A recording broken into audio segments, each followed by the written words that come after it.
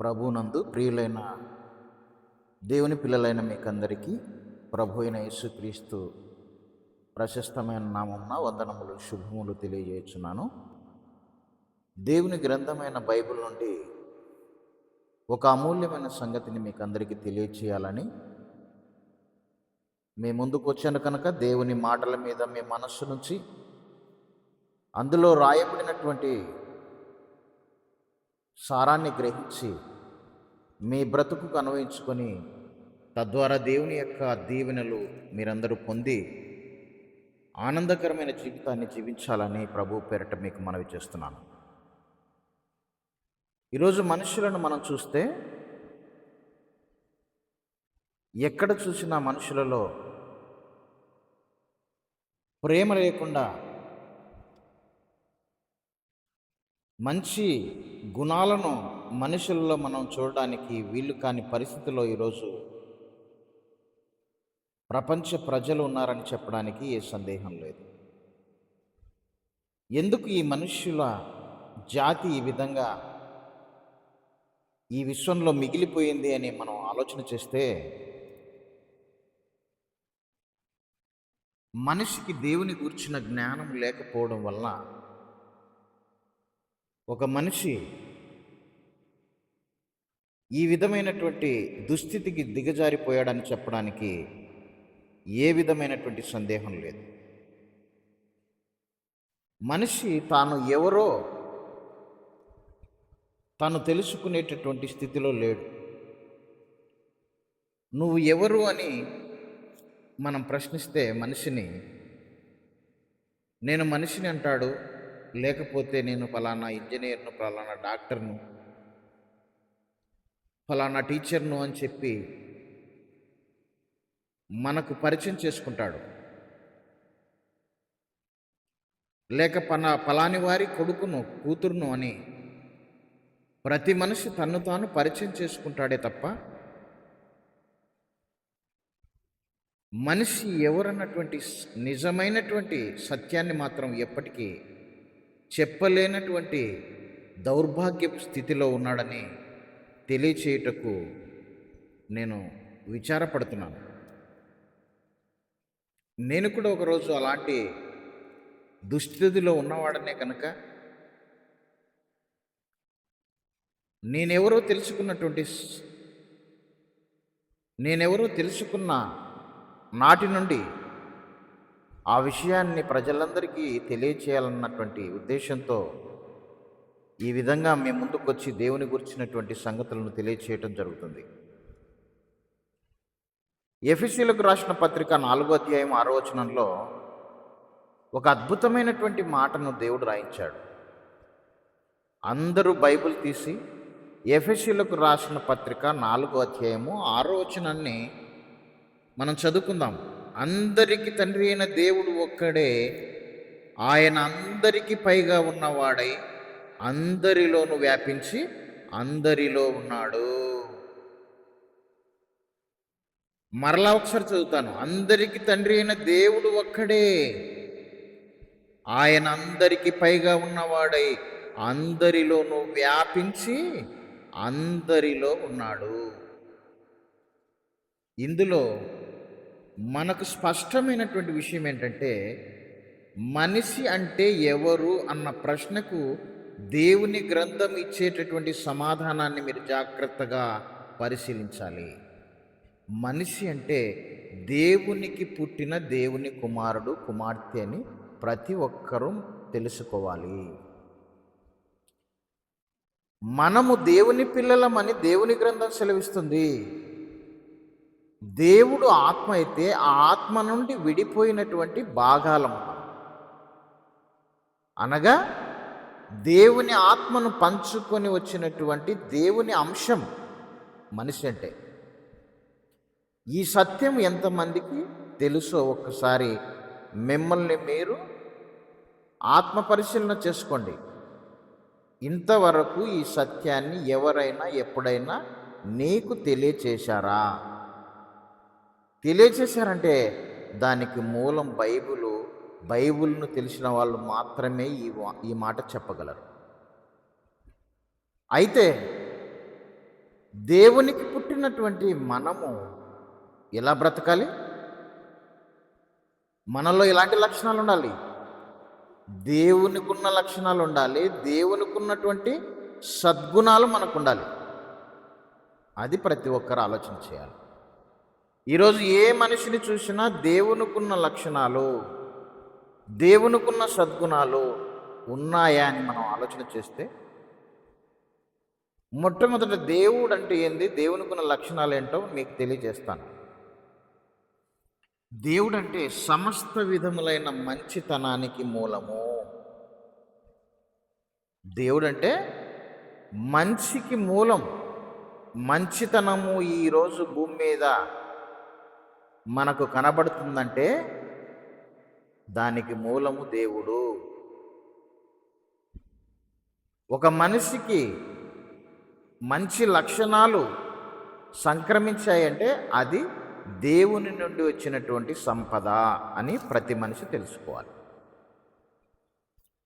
అలాగే ఒక మనిషికి దుష్ట లక్షణాలు అనగా చెడు అనేది సంక్రమించిందంటే దానికి మూలము దయ్యము, అపవాది, సాతానని ప్రతి ఒక్కరూ స్పష్టంగా తెలుసుకోవాలి.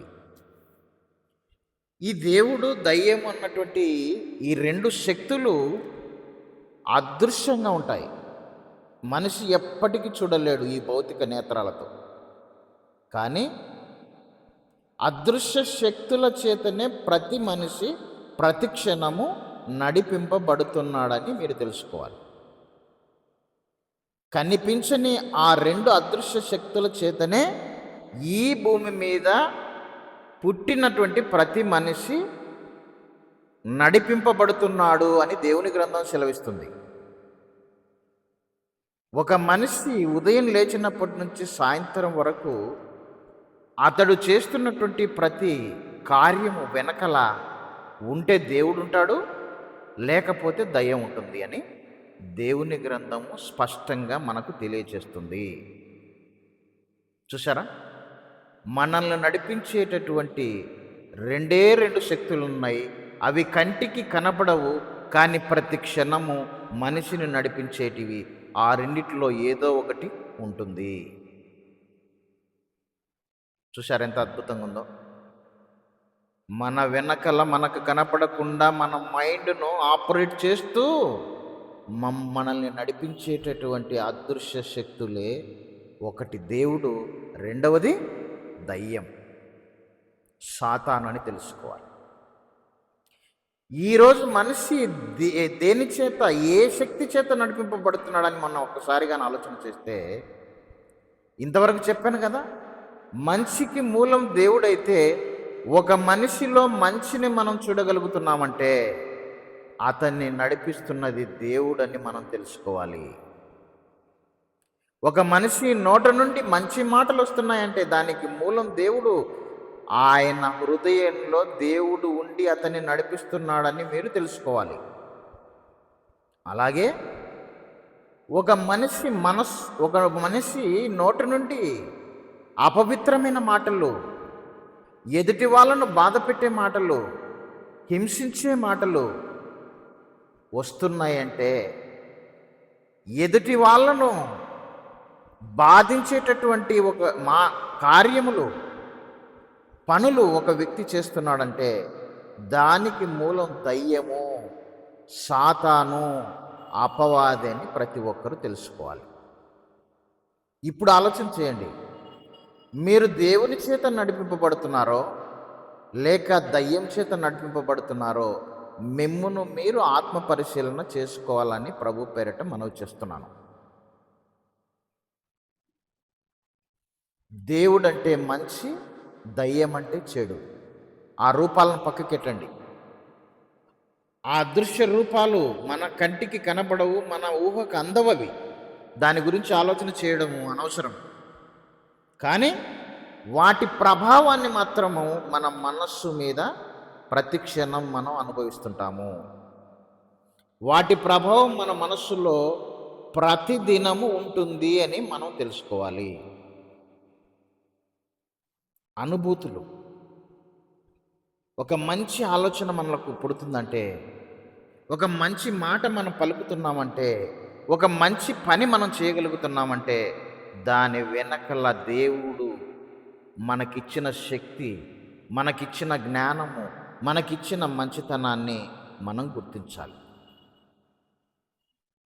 ఒక మనిషిలో తప్పుడు ఆలోచన వచ్చి, తప్పుడు మాటలు మాట్లాడుతూ, తప్పుడు క్రియలు చేస్తున్నాడంటే, ఆ మనిషి వెనకల చెడు అన్నటువంటి ఆ శక్తి, దుష్ట శక్తి ఆ మనిషికి ఆ విధమైనటువంటి ఇన్పుట్ ఇస్తుందని ప్రతి మనిషి తెలుసుకోవాలి. అయితే దేవునికి పుట్టినటువంటి ఈ మనిషి దేవునిగా బ్రతకడానికి దేవుడిచ్చినటువంటి ఒక గొప్ప వరం ఏంటంటే ది బైబిల్. ఈ దేవుని గ్రంథంలో దేవుని మనస్సులో నుంచి వచ్చినటువంటి మాటలు ఉంటాయి. పవిత్రమైనటువంటి మాటలు ఇవి, మంచి మాటలు, ప్రతి మనిషికి మేలు చేసే మాటలు ఇవి. అలాంటి శక్తివంతమైన దేవుని జ్ఞానము, దేవుని శక్తితో నింపబడినటువంటి ఆత్మ సంబంధమైనటువంటి మాటలే దేవుని మాటలు. నీలో దేవుడు ఎల్లప్పుడూ ఉండాలంటే నీకు దేవుడిచ్చినటువంటి గొప్ప గిఫ్ట్ ఏందో తెలుసా? ఆయన మాటలు నీ హృదయంలో ఉంచుకుంటే ఎప్పుడు ఆయనే మిమ్మల్ని నడిపిస్తాడు. అర్థమవుతుందా? దేవుని వాక్యము అనగా దేవుని మాటలు నీ హృదయంలో నువ్వు పెట్టుకోగలిగితే నిన్ను నడిపించేది దేవుడని నువ్వు తెలుసుకోవాలి. ఎప్పుడు మంచి ఆలోచనలు వస్తాయి, ఎప్పుడు మంచి మాటలు వస్తాయి, ఎప్పుడు మంచి క్రియలు, దేవునికి ఇష్టమైన క్రియలు, ప్రజలందరికీ ప్రయోజనకరమైనటువంటి కార్యములు మనం చేస్తాం.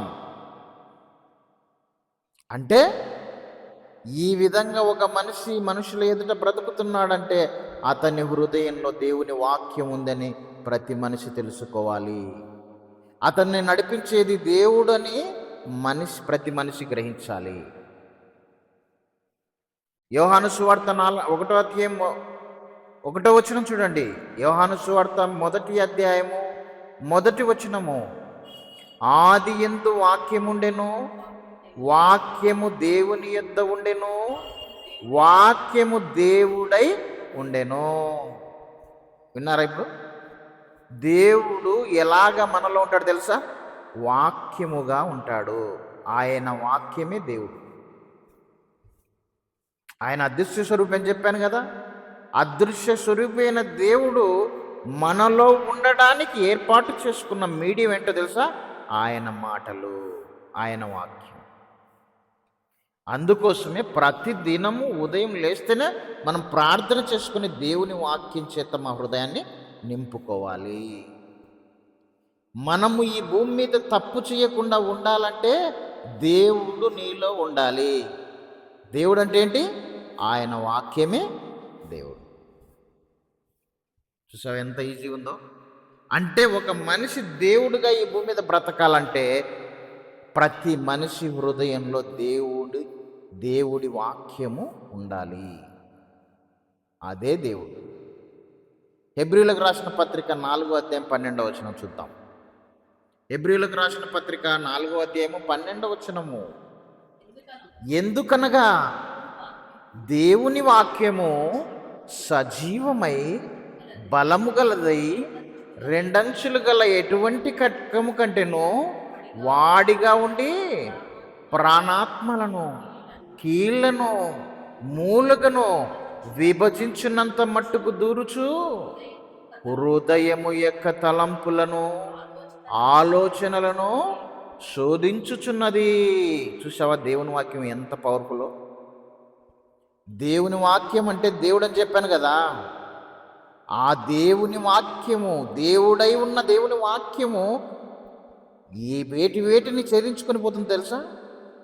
ఎందుకనగా దేవుని వాక్యము సజీవమైన అంటే శక్తివంతమైనటువంటిది. దేవుని శక్తి అందులో ఉంది, దేవుని బలం అందులో ఉంది. ఎవరికైనా మానసికంగా బలహీనంగా ఉన్నారంటే వెంటనే వారు తీసుకోవాల్సిన మెడిసిన్ ఏంటో తెలుసా? నా మనసు బలహీనంగా ఉందండి, నాకు నెమ్మది లేదండి, నాకు ఏదేదో అయిపోతుంది, నా మనస్సు నా స్వాధీనంలో లేదు అని మాట్లాడుతుంటుంటారు. నాకు తట్టుకునేటటువంటి శక్తి లేదండి, చాలా వీక్ అయిపోయినాను మానసికంగా అంటుంటారు. ఎందుకు మనిషి మనస్సు వీక్ అవుతుందో తెలుసా? దేవుని వాక్యం అనేది మనిషి మనస్సులో లేకపోతే ఆ మనస్సు బలహీనం అవుతుంది. అన్నం తినకపోతే మన శరీరం ఎలాగైతే బలహీనం అవుతుందో, దేవుని వాక్యాన్ని మనిషి భుజించకపోతే ప్రతి వాని మనస్సు బలహీనమవుతుంది, ప్రతి వాని ఆత్మ బలహీనమవుతుంది. ఎందుకంటే మనిషి అంటే రెండు శక్తుల సమ్మేళనము. ఒకటి కనిపించే దేహం అయితే, ఈ కనిపించే దేహాన్ని నడిపించే శక్తే ఆత్మ. అదే నువ్వు నేను, అది దేవుని నుండి వచ్చింది. ఈ దేహము ఆత్మ కాదు, ఈ దేహము ఆత్మను కలిగి ఉన్నటువంటి ఇల్లు, గుడారం ఇది. ఈ ఇంట్లో ఆత్మ అయి ఉన్నటువంటి మనం ఉన్నాం. ఆ ఆత్మ భుజించవలసిన ఆహారం ఏంటో తెలుసా? దేవుని వాక్యం. ఎందుకంటే దేవుని నుండి వచ్చిన ఆత్మ కనుక, ఆ ఆత్మ బ్రతకాలంటే, స్ట్రాంగ్గా ఉండాలంటే, బలమైనటువంటి శక్తిగా ఈ భూమి మీద బ్రతకాలంటే, ఆ ఆత్మ ప్రతిక్షణం దేవుని వాక్యాన్ని భుజించాలి, సేవించాలి. ఈ సత్యం ఎంతమందికి తెలుసు? ఎవ్వరికి తెలియదు. ఇది దేవుడు మాత్రమే చెప్పగలడు. దేవుడు రాయించిన దేవుని గ్రంథమే ఈ సత్యాన్ని ప్రతి మనిషికి చెప్పగలదు. ఎక్కడైనా బడుల్లో విన్నారా మీరు? ఎప్పుడైనా కళాశాలలో మీరు విన్నారా ఈ మాటలు? ఎప్పుడైనా యూనివర్సిటీలో ఎవరైనా చెప్పడం విన్నారా? ఈ జ్ఞానము ఈ భూమి మీద మానవ మాత్రులకు తెలియదని తెలుసుకోవాలి మీరు. బడులలో చెప్పబడనటువంటి పాఠం ఇది, దేవుడే చెప్పినటువంటి పాఠం కనుక ఈ మాటలను మీ హృదయంలో ఉంచుకొని ప్రతిదినము మీ మనస్సుకు అనగా మీ ఆత్మకు శక్తినిచ్చేటటువంటి, బలాన్నిచ్చేటటువంటి, సజీవమైనటువంటి, అక్షయమైనటువంటి ఆహారము దేవుని వాక్యం అని దేవుని గ్రంథం సెలవిస్తుంది. మనం రోజు ప్రతిదినం ఉదయం లేవగానే భుజించాల్సినటువంటి టిఫిన్ ఏందో తెలుసా? దేవుని వాక్యం. ఆ తర్వాతనే శరీరానికి టిఫిన్ పెట్టాలి మనం. చూసావా? ఈ పని చేస్తున్నారు ఎవరైనా? ఇలాంటి ఆహారాన్ని భుజిస్తున్నారు ఎవరైనా? అందుకోసమే మనుషులు ఈరోజు ఏ విధంగా తయారయ్యారు? వీక్ అయిపోయారు. ఒక మాట అంటే తట్టుకోలేకపోతున్నారు. ఒక మాట అంటే తట్టుకోలేకపోతున్నారు. అబ్బా నువ్వు మాట్లాడొద్దండి, నా మనసు చాలా హట్ అయిపోతుందండి, నేను ముందటే చాలా బలహీనంగా ఉన్నాను, నువ్వు ఈ విధంగా మాట్లాడితే నేను తట్టుకోలేను, ఐ కాంట్ టాలరేట్ అంటున్నాం. ఎందుకు తెలుసా? నీ మనస్సు అంత వీక్ అయిపోయింది, శక్తిహీనమైపోయింది. దేవుని వాక్యాన్ని నీ హృదయంలోకి నువ్వు తీసుకోకపోవడం వలన నీకు కలిగినటువంటి దుస్థితి అది.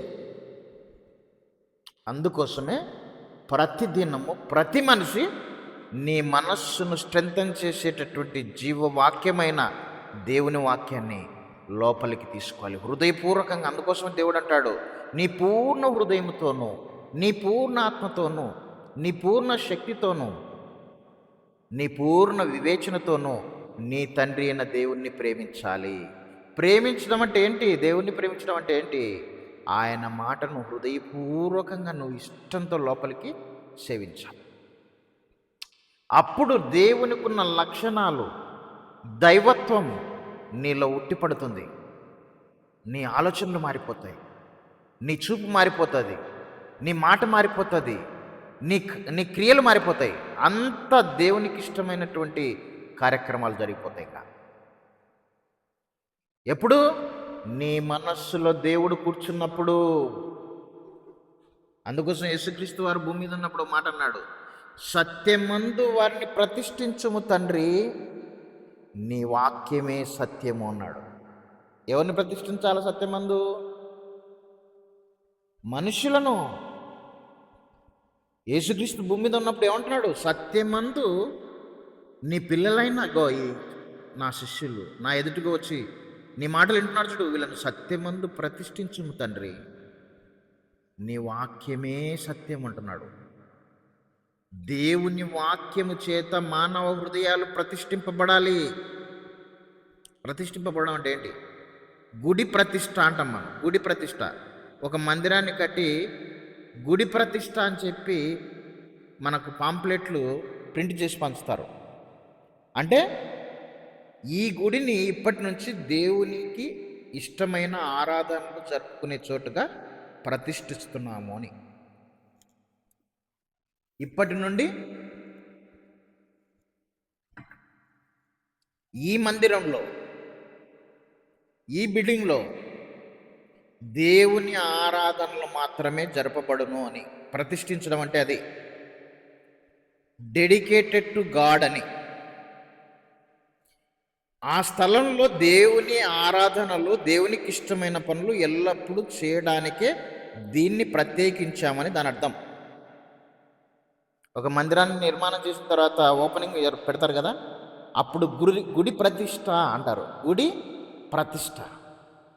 ఈ మందిరము ప్రార్థన మందిరము. ఇక్కడ దేవునికి ఇష్టమైన కార్యములు జరుగును, దేవునికి ఇష్టమైనటువంటి ఆరాధనలు జరపబడును. ఇది మొదలుకొని ఇది దేవుని కోసం ప్రత్యేకించినటువంటి స్థలం. దేవుని మందిరంగా మేము దీన్ని ప్రతిష్ఠ చేస్తున్నామని చెప్పి ఆ రోజు ప్రతిష్ఠిస్తారు. అర్థమవుతుందా? అక్కడ అన్ని దేవునికి ఇష్టమైన కీర్తనలు, ప్రార్థనలు, విజ్ఞాపనలు, దేవునికి ఇష్టమైనటువంటి బోధనలు అందులో జరపబడతాయి. ఒక మనిషి ఒక దేవాలయంకి ఎప్పుడు మారిపోతాడో తెలుసా?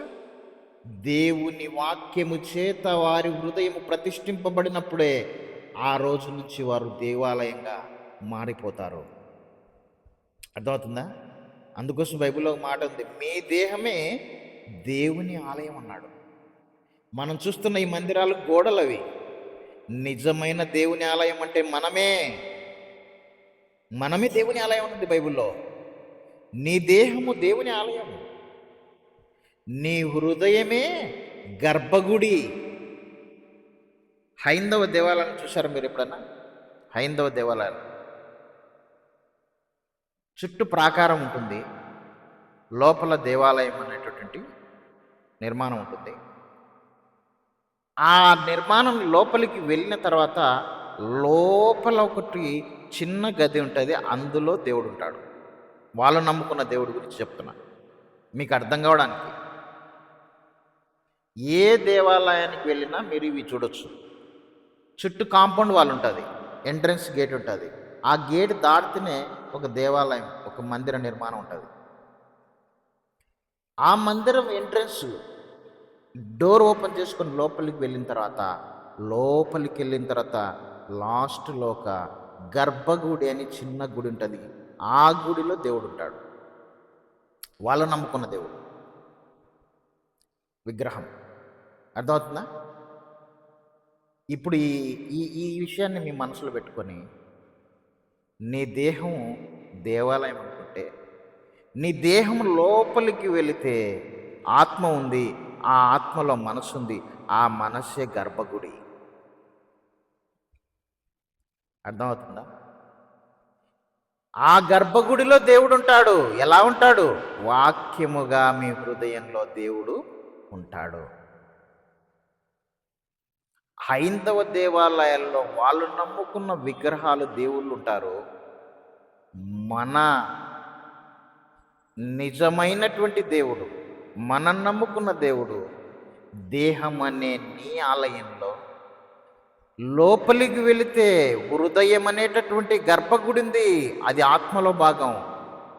అందులోకి వచ్చి అందులో నివసిస్తాడు. ఇప్పుడు చెప్పండి, నీలో దేవుడు ఉన్నాడా లేకపోతే దయ్యం ఉందా? నీలో దేవుడున్నాడా దయ్యం ఉందా? ఒకసారి ఆత్మ పరిశీలన చేసుకోండి. మీరు ఇప్పుడు ఎవరున్నారు మనసులో? నీ మనస్సులో దేవుని వాక్యం ఉంటే నీలో దేవుడున్నట్టే. ఆకాశ మహాకాశములు పట్టజాలన్నటువంటి ఆ దేవుని రూపాన్ని పక్కకెట్టండి. ఆయన డైరెక్ట్గా వచ్చి నీలో ఉండడానికి కుదరదు. ఆల్రెడీ ఆయన ఆత్మను పంచి ఒక ఆత్మగా ఆయన ఆత్మను పంచి ఒక ఆత్మగా ఒక భాగంగా నువ్వు నేను మనమందరం ఉన్నాము. ఆల్రెడీ ఆయనను విభజించి వచ్చినటువంటి వాళ్ళం మనం. ఆయన నుండి విడిపోయిన వాళ్ళం మనం. అర్థమవుతుందా? ఆయన నుండి విడిపోయిన వాళ్ళము, ఆయన ఆత్మను పంచుకొని వచ్చిన వాళ్ళము. అర్థమవుతుంది కదా? ఆల్రెడీ ఆయన ఆత్మను పంచుకున్న తర్వాత ఇప్పుడు మళ్ళా ప్రత్యేకంగా ఆయన వచ్చి ఉండడానికి అవసరత లేదు. ఆయన మహాశక్తి స్వరూపం. బైబిల్లో ఏముందో తెలుసా? బైబిల్లో ఏముందో తెలుసా? ఆకాశ మహాకాశములు నిన్ను పట్టజాలవని చెప్పి సొలొమోను గారు అంటున్నారు. ఆకాశ మహాకాశాలు కూడా దేవుణ్ణి పట్టుకోలేవంట. ఆయన ఈ లోకములో నివసించడనుంది బైబిల్లో. దేవుడు ఈ లోకంలో నివసించడు. ఎందుకంటే ఈ లోకం ఆయనకు సరిపోదు. అంత గొప్ప స్వరూపం అది. అర్థమవుతుందా? దేవుడు ఈ లోకంలో ఉండడానికి వీలు కాదు. ఎందుకంటే ఈ లోకం చాలా చిన్నది, ఆయన్ను పట్టుకోలేదు. ఆకాశం మహాకాశములు నిన్ను పట్టజాలవు దేవా అని చెప్పి ఒక భక్తుడు రాసిన మాట చూస్తుంటే ఆశ్చర్యం కలిగిస్తుంది. మరి ఆయన ఎలా ఉంటాడు మనలో? ఆయన ఆత్మను పంచి నీకు భాగాన్నిచ్చాడు. ఆ ఆత్మలో భాగమైనటువంటి మనస్సునిచ్చాడు. ఆ మనస్సులోకి వచ్చి మాటగా నేను ఉంటాను నాయన అన్నాడు. అర్థమైందా? ఇప్పుడు దేవుడు మనలో ఉండే విధానం చెప్తున్నాను. మనము దేవుని ఆలయంగా ఎలాగ మారిపోతామో తెలుసా? దేవుని వాక్యము మన హృదయంలోకి మనం తీసుకోగలిగితే, చెవి నుండి మనస్సులోకి తీసుకోగలిగితే, అప్పుడే నువ్వు నీ హృదయము దేవునికి ఆలయంగా మారిపోతుంది. అర్థమవుతుందా? ఎప్పుడైతే దేవుని వాక్యం మన హృదయంలోకి ప్రవేశించిందో, దేవుని శక్తి, దేవుని జ్ఞానము నీకు సంక్రమిస్తుంది. నువ్వు దేవుని శక్తిగా మారిపోతావు. ఇంకా దేవుని జ్ఞానంగా నడుస్తావు ఈ భూమి మీద. ఒక్క మాటలో చెప్పాలంటే ఒక చిన్న దేవునిగా నువ్వు ఈ సమాజంలో తిరుగుతావు. ఇప్పుడు దేవుని ఇష్టం నెరవేరుతుందా లేదా మన జీవితంలో? దేవునికి పుట్టినవాడు దేవునిగా ఉండాలని దేవుడు కోరుకుంటాడు, కానీ దయ్యంగా ఉండాలని కోరుకుంటాడా? చెప్పండి. ఒక రాజకుమారుడు తన గర్భవాసంలో పుట్టినటువంటి కుమారుని కానీ కుమార్తెను కానీ ఎలా ఉండాలని కోరుకుంటాడు? ఒక రాజుగానే ఒక రాణిగానే ఉండాలని ఆయన కోరుకుంటాడు తప్ప ఒక దాసునిగా ఉండడం ఆయనకి ఇష్టం ఉండదు. అవునా? అర్థమవుతుందా మీకు? దేవుడు తన గర్భవాసంలో పుట్టిన పిల్లలను దేవునిగానే ఉండాలని కోరుకుంటాడు. అర్థమవుతుందా? ఈరోజు ఎంతమంది దేవుళ్ళుగా ఈ భూమి మీద మనుషులు బ్రతుకుతున్నారు? ఎంతమంది ఈరోజు మనుషులు భూమి మీద దేవుళ్ళుగా బ్రతుకుతున్నారు? ఆలోచన చేయండి. దేవునికి పుట్టిన నువ్వు దేవునిగా ఉన్నావా లేక దయ్యంగా ఉన్నావా? ఒకసారి నువ్వు పరిశీలన చేసుకో. దేవుడు నీలో లేకపోతే ఇదే మిక్కిలి అనుకూలమైన సమయం, ఇదే రక్షణ దినము. ఇప్పుడు దేవుని వాక్యాన్ని నీ మనస్సులోకి స్వీకరించి ఇక మీదటి నుండి నువ్వు దేవునిగా మారు. దేవుడు నీ మీద ప్రకాశిస్తున్నాడు. దేవుని శక్తి నీ హృదయంలోకి ఇప్పుడు వెళ్తుంది. అర్థమవుతుందా? ఈరోజు చిన్నపిల్లలు మొదలుకొని ముసలితనం వరకు కూడా ఎవ్వరు ఈ విధమైన విధానాన్ని అనుసరించడం లేదు. కనుకనే ఈ ప్రపంచము ఇంత భయంకరంగా మారింది. ఎవరి హృదయంలో దేవుని వాక్యం లేదు. ఎవరి హృదయంలో దేవుడు లేడు. అది మీరు తెలుసుకోవాలి. అందుకోసమే ప్రతి మనిషి ఏమైపోయాడంటే దయ్యంగా మారిపోయి ప్రేమ లేని వ్యర్థుడుగా, ఒకరిని ఒకరు ప్రేమించుకునే స్థితిలో లేరు. ఒకరినొకరు గౌరవించుకునే పరిస్థితుల్లో లేరు. ఒకరికొకరు క్షమించుకునేటటువంటి స్వభావం లేదు. ఒకరికొకరు గొప్పగా ఎంచుకునేటటువంటి స్వభావం మనిషికి లేకుండా పోయింది. కారణం, వారి హృదయంలో ఉండకూడనిది ఉంది. ఏది ఉండాలనో అది లేదు, ఏది ఉండకూడదో అది మనుషుల హృదయాల్లోకి చేరింది. దేవుని ఆలయం కాస్త ఏమైంది? దయ్యము ఆలయంగా మారింది. మనుషుల హృదయాల్లో క్షుద్ర పూజలు జరుగుతున్నాయి. ఈ మధ్య ఒకటి జరిగింది, ఒక ఎగ్జాంపుల్ చెప్తా మీకు. విజయవాడ ఉంది కదా, విజయవాడలో కనకదుర్గ ఆలయం ఒకటి ఉంది. మేము మొన్న వెళ్ళొచ్చాం. కనకదుర్గ ఆలయంలో ఈ మధ్య, అనగా ఒక సంవత్సరం క్రిందట అనుకుంటా, కొందరు దుండగులు ఆలయంలోకి ప్రవేశించి క్షుద్ర పూజలు చేశారంట. అంటే ఆ దేవతకు అనుకూలమైన ఆరాధనలు కాకుండా తప్పుడు ఆరాధనలు చేశారు. క్షుద్ర పూజలు అంటే అవి, వాళ్ళ భాష చెప్తున్నాను. అప్పుడు ఏం చేశారు తెలుసా?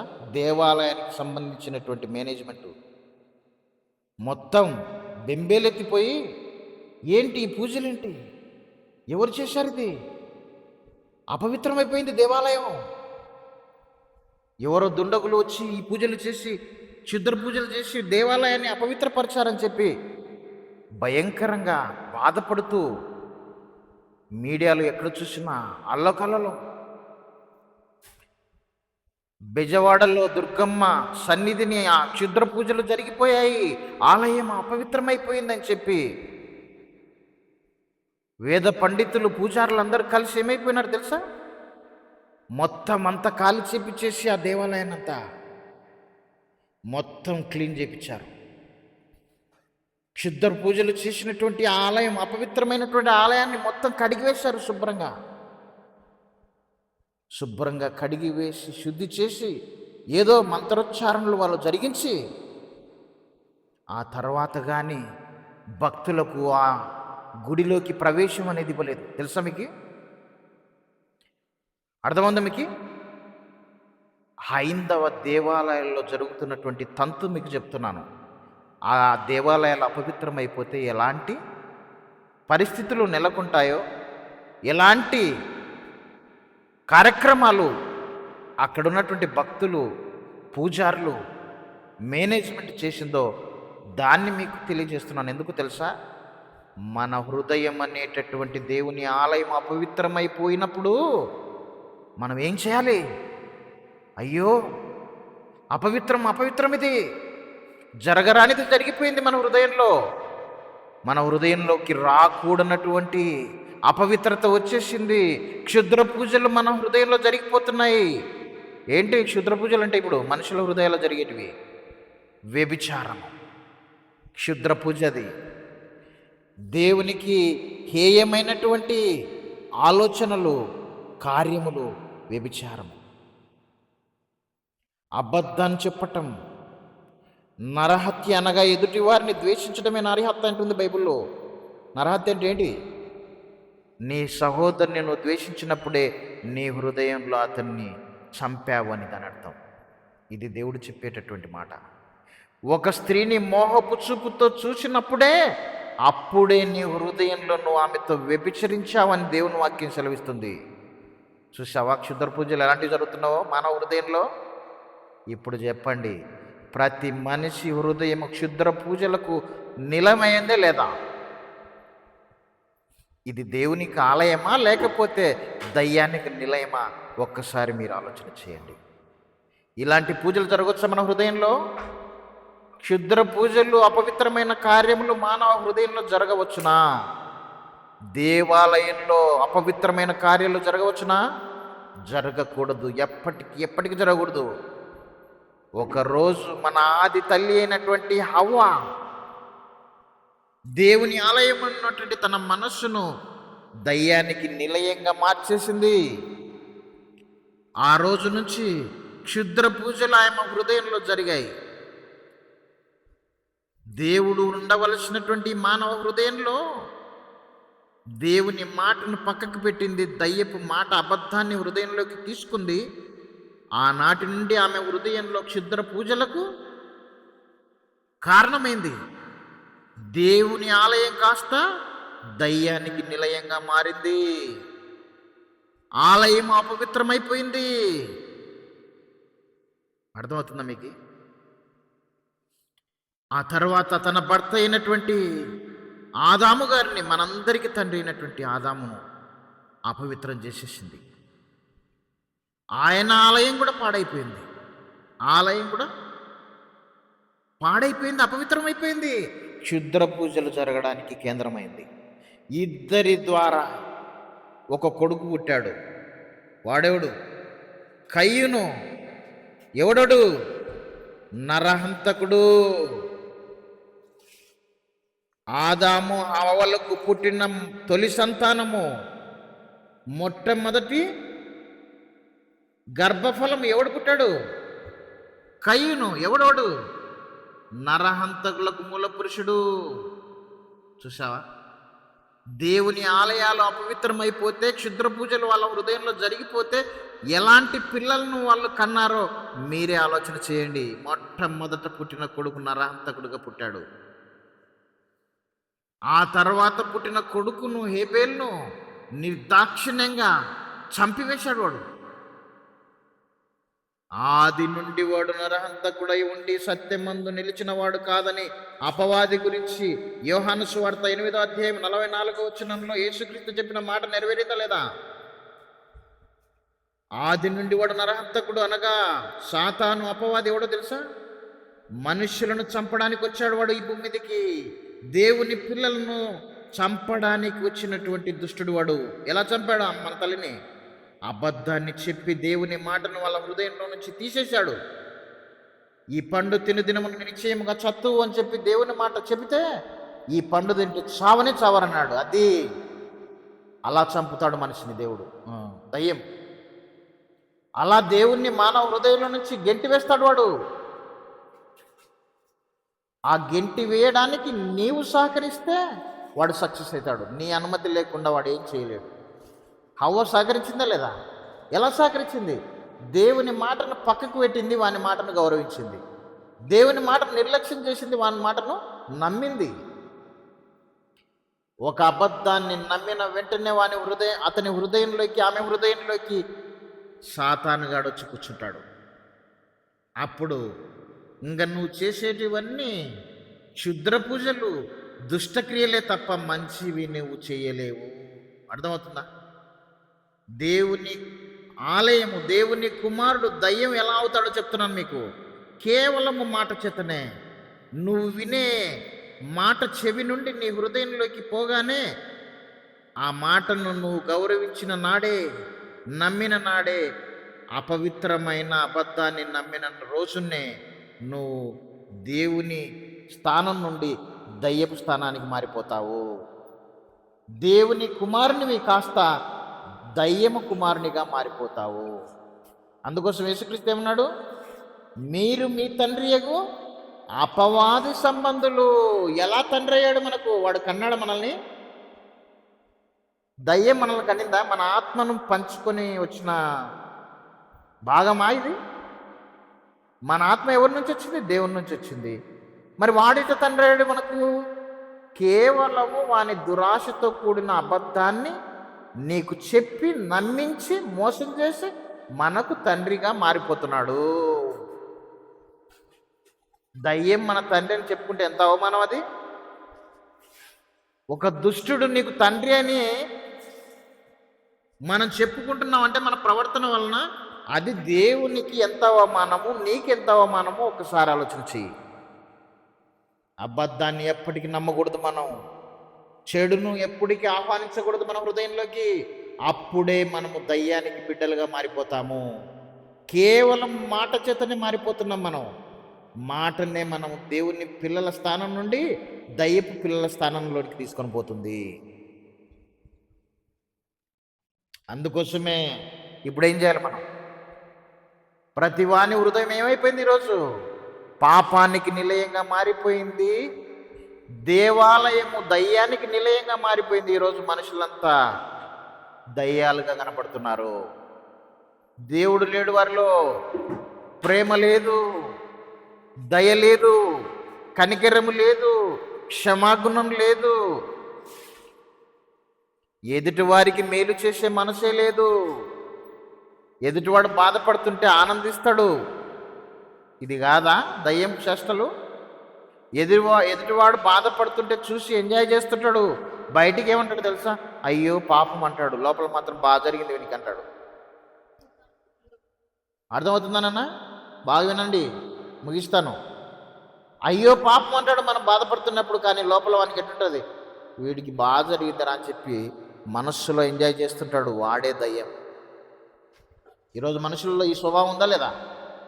ఎదుటివాడు ఫెయిల్ అయినారనుకో, అమ్మయ్య ఎంత ఆనందం ఇది అనుకుంటాడు, కానీ బయటికి అయ్యో పాస్ అయితే బాగుండును అంటారు.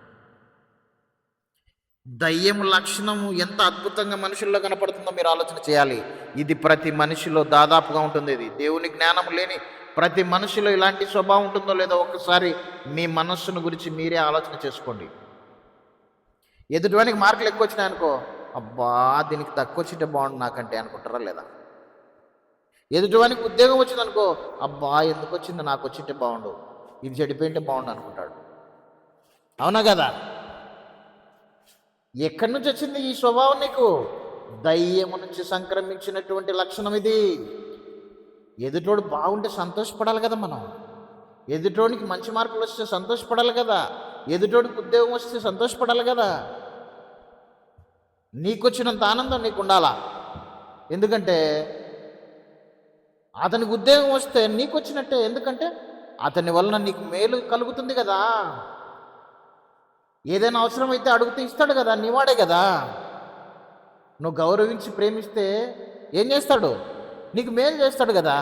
మరి ఎందుకు వానికి ఉద్యోగం వస్తే నువ్వు సంతోషపడడం లేదు? ఎందుకు వాడిని ద్వేషిస్తున్నావు? అలాంటప్పుడు వాడు నీకు మేలు ఎట్లా చేస్తాడు? దయ్యముగా మారిపోయావు నువ్వు. అర్థమవుతుందా నాన్న? దయ్యముగా మారిపోయారు మనుషులు. అందుకోసమే అధికారంతో ఉన్న వాళ్ళ దగ్గర ఏ మేలు పొందడానికి నోచుకోవడం లేదు. ఎవరు వాళ్ళని గౌరవించడం లేదు కదా, వాళ్ళని ప్రేమించడం లేదు కదా, వాళ్ళను సన్మానం చేయడం లేదు కదా. పెద్దవాళ్ళను నీకెందుకు మేలు చేస్తాడు? వాళ్ళ ఆ స్థితిలో ఉండడం నీకు ఇష్టం లేదు. అందుకోసమే వాళ్ళ నుండి నీకు ఏ విధమైన సహాయాలు అందవు. చూసావా దయ్యం ఎలా మార్చాడు మనల్ని? కనుక అధికారంతో ఉన్నవారిని మనం గౌరవించాలి. మన వాళ్ళే కదా వాళ్ళు. వాళ్ళని గౌరవిస్తే మనకు మేలు చేస్తారు కదా. వాళ్ళని ప్రేమిస్తే మనల్ని రక్షిస్తారు కదా. అలాంటి మనసు ఈరోజు మనిషికి ఉందంటే లేదు. నేనొక్కనే బాగుండాలి, ఎదుటోళ్ళందరూ చెడిపోవాలి. నేనొక్కడిని సంతోషంగా ఉండాలి, ఎదుటోళ్ళు నాశనం అయిపోవాలని మనస్సులో అనుకుంటున్నారు ప్రతి ఒక్కళ్ళు. ఇదే సాతాను లక్షణం. దేవుని లక్షణం ఎలా ఉంటుందో తెలుసా?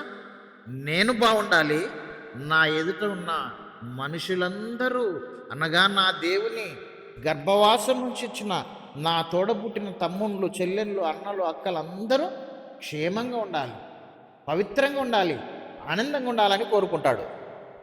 ఈరోజు ఉందా మనసు మనుషులకి?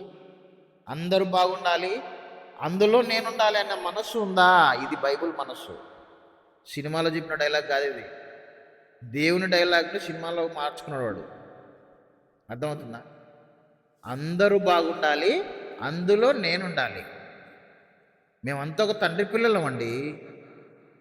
మా తండ్రి దేవుడు అండి. దేవుని మనస్సు కలిగిన వాళ్ళమండి మేము. ఎవరు బాగుంటే, ఎవరు బాగుపడినా మేము సంతోషపడతాం. ఎవరికి ఉద్యోగం వచ్చినా మేము సంతోషపడతాం. ఎవరు ఉన్నతమైనటువంటి శిఖరాలు అధిరోహించినా మేము కూడా సంతోషిస్తాం. ఎందుకంటే మావాడే, మామే, మా సిస్టరే, మా బ్రదరే అనేటువంటి మనస్సు మనకుంటుంది. ఎప్పుడు వేరే దుష్ట ఆలోచన మన హృదయంలో ఉండదు. దేవుడు మనలో ఉంటే. ఈరోజు మనుషుల హృదయాల్లో ఎంతమంది మనస్సులో ఇలాంటి పవిత్రమైన ఆలోచనలు ఉన్నాయి? ఒక్కసారి మిమ్మల్ని మీరు పరీక్షించుకోవాలని ప్రభు పేరిట మనవి చేస్తున్నాను. ఉందా ఈ మనసు నీకు? దేవునికున్న పవిత్రమైన నిష్కలంకమైన మనసు నీకుందా? ఎవరెవరికి లేదో వాళ్ళు ఇక మీదట మారాలి. మారు మనస్సు నొందాలి. నువ్వు దయ్యానికి ఆలయంగా ఉన్నావు. అపవిత్రమైనటువంటి పాపానికి నీ హృదయం నిలయంగా మారిపోయింది గనక నీ హృదయంలో నుంచి పాపాన్ని పారద్రోలు. ఎలాగా?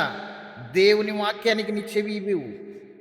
దేవుని వాక్యానికి నీ చెవిచ్చి నీ మనసులోకి దేవుని వాక్యాన్ని ప్రవేశపెట్టుకో. హృదయపూర్వకంగా ఇష్టపడితేనే వస్తాడు ఆయన. బలవంతంగా దేవుడు నీ హృదయంలోకి రాడు. సాతానుగాడు కూడా బలవంతంగా నీ హృదయంలోకి రాడు. నువ్వు కోరుకుంటేనే వస్తారు. నీ హృదయపూర్వకంగా ఆహ్వానిస్తేనే వాళ్ళు వస్తారు. వాళ్ళంతకు వాళ్ళు డోర్ తోసుకొని రారు. నువ్వే డోర్ ఓపెన్ చేయాల్సింది. చెడుకైనా మంచికైనా నీ మనస్సును నువ్వు ఇవ్వడానికి ఇష్టపడితేనే అవి మనలోకి ప్రవేశిస్తాయి. కనుక దేవుడు నీలో ఉండాలన్నా, దయ్యం నీలో ఉండాలన్నా నువ్వే దానికి అనుమతి ఇవ్వాలి. అర్థమవుతుందా? ఉందా? దేవునికి నిలయంగా నీ హృదయం ఉందా? దేవుని వాక్యానికి నీ మనసు ఇస్తున్నావా? లేకపోతే ఉదయం లేచినప్పటి నుంచి పనికిరాని చెత్త చెదారం అంతా సెల్ ఫోన్లో చూసుకుంటూ, ఏ ట్యాబ్లలో చూసుకుంటూ, ల్యాప్టాప్లలో చూసుకుంటూ, టీవీల్లో చూసుకుంటూ నీ మనస్సును అపవిత్రమైన పాపానికి నిలయంగా నువ్వు మార్చుకున్నావో ఒకసారి నిన్ను నువ్వు పరీక్షించుకో. నీ హృదయం పాపానికి నిలయం అయితే ఏం జరుగుతుందో తెలుసా? నీ హృదయం అంతా అపవిత్రమైపోతుంది. తప్పుడు ఆలోచనలు నీలో వస్తుంటాయి. తప్పుడు మాటలు నీ నోటికి వస్తుంటాయి. తప్పుడు క్రియలు చేయాలని నీ శరీరం తహతహలాడుతుంది. వ్యభిచారం చేయాలంటది, ఇది దొంగతనం చేయాలంటది, అబద్ధాలు ఆడాలంటుంటది, నరహత్య చేయాలంటుంటది. ఇవేమి కానవాళ్ళు సాతాను మీలో ఉన్నాడని చెప్పడానికి. పాపము నీ హృదయంలో ఉంటే నీకు వచ్చేటటువంటి తలంపులు ఇలాగనే ఉంటాయి. ఎదుటి మనిషిని ప్రేమించలేవు. ఎంతమంది హృదయాల్లో దేవుడు ఉన్నాడో దయ్యం ఉందో మీరే నిర్ణయం తీసుకోవాలి. దేవుడు అంటే దేవుని వాక్యము, దయ్యం అంటే పాపం. రూపాలను పక్కకెట్టండి. రూపాల గురించి మాట్లాడతలేను. మంచి చెడు. మంచి దేవుడు, చెడు దయ్యం. మంచి దేవుని వాక్యము, చెడు పాపం.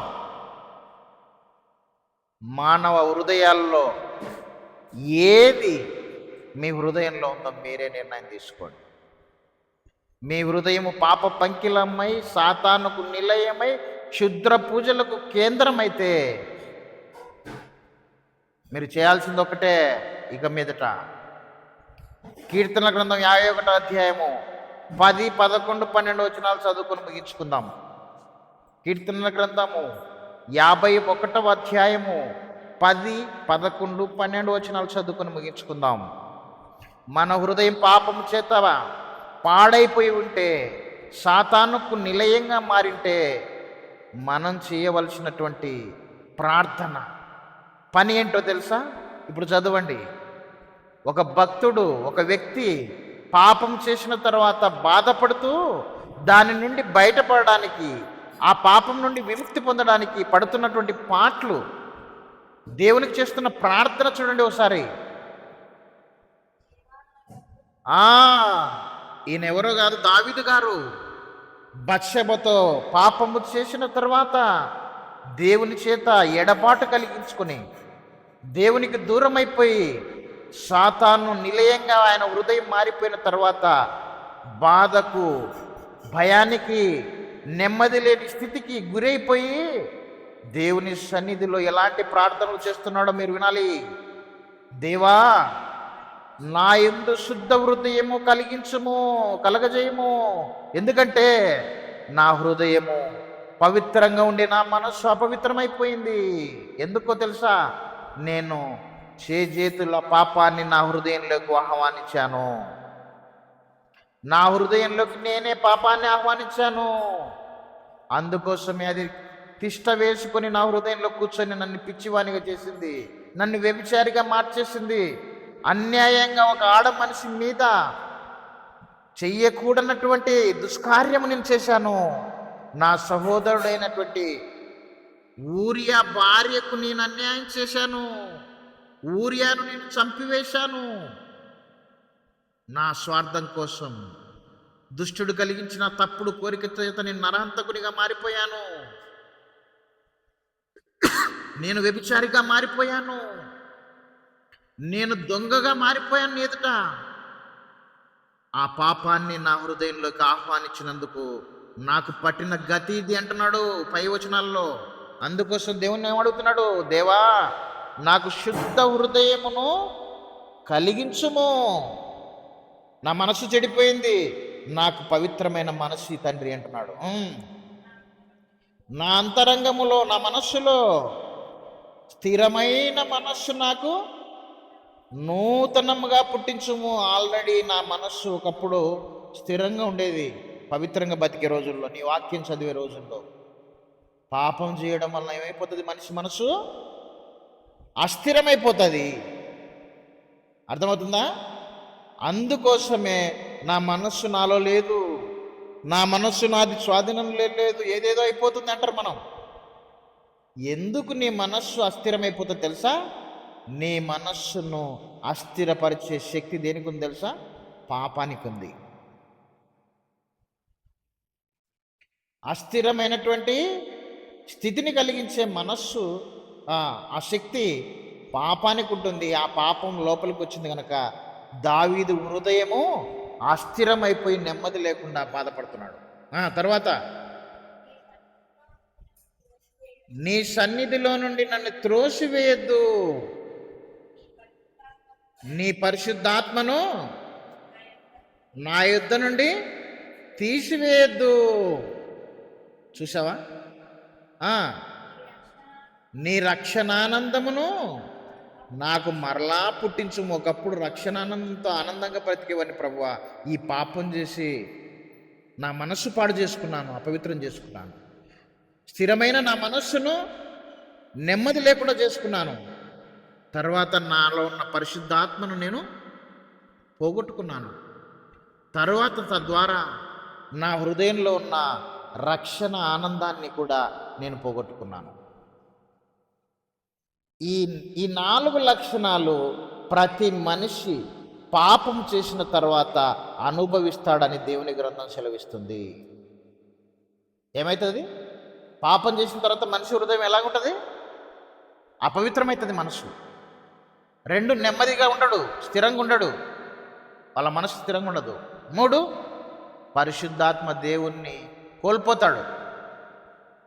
పరిశుద్ధాత్మ దేవుడు లేకపోతే ఏమైపోతాం? మనం పిచ్చి వాళ్ళుగా ఉంటాం, పిచ్చి వాళ్ళగా మారిపోతాం. మనం పిచ్చి పిచ్చి ఆలోచనలు, పిచ్చి పిచ్చి పనులు చేస్తాం. ఏంటి ఇలా చేస్తున్నాడు వీడు, ఈ అమ్మాయి ఏంటి ఇట్లా ప్రవర్తిస్తుంది? కారణం, దేవుడు లేడు, దయ్యం దానిలోకి వచ్చింది, పాపం ప్రవేశించింది లోపల. అందుకోసమే పిచ్చి పిచ్చిగా బిహేవ్ చేస్తున్నాడు, పిచ్చి పిచ్చిగా బిహేవ్ చేస్తుంది. కనుక పరిశుద్ధాత్మ దేవుడు వెళ్ళిపోతే నెమ్మది ఉండదు, పిచ్చి పిచ్చిగా బిహేవ్ చేస్తాడు మనిషి. తర్వాత రక్షణ ఆనందం మనిషికి ఉండదు. నాకెందుకోండి మనసు ఏం బాగలేదు, సంతోషం లేదంటారు. ఎందుకుంటుంది సంతోషం? పాపము నీ హృదయంలోకి ప్రవేశించింది కనుక నీకు సంతోషం, ఆనందం ఉండదు. ఇవన్నీ తిరిగి నువ్వు పొందాలంటే దేవుని వాక్యాన్ని నీ హృదయంలోకి చేర్చుకోవాలి. అందుకోసం దావీదు అంటాడు, నేను పాపము చేయకుండానట్లు దేవా నీ వాక్యమును నా హృదయంలో ఉంచుకొని ఉన్నాను. మనిషి పాపం చేయకుండా ఉండాలంటే ఏం చేయాలి? మనిషి తన హృదయంలో ఏం పెట్టుకోవాలి? మనం పాపం చేయకుండా అంటే ఏం చేయాలంట? దావీదు గారు అనుభవపూర్వకంగా చెప్తున్నారు, పాపము చేయకుండా మనం ఉండాలంటే మనం చేయాల్సిన పని ఒకటే, మన హృదయంలో దేవుని వాక్యాన్ని ఉంచుకోవాలి. యవనస్తులకందరికీ దావీదు గారు ఇస్తున్నటువంటి ఒక గొప్ప గిఫ్ట్, అనుభవపూర్వకంగా చెప్తున్న గిఫ్ట్ ఏం తెలుసా? మీరు పాపం చేయకుండా ఉండాలంటే మీ హృదయంలో దేవుని వాక్యాన్ని ఉంచుకోండి.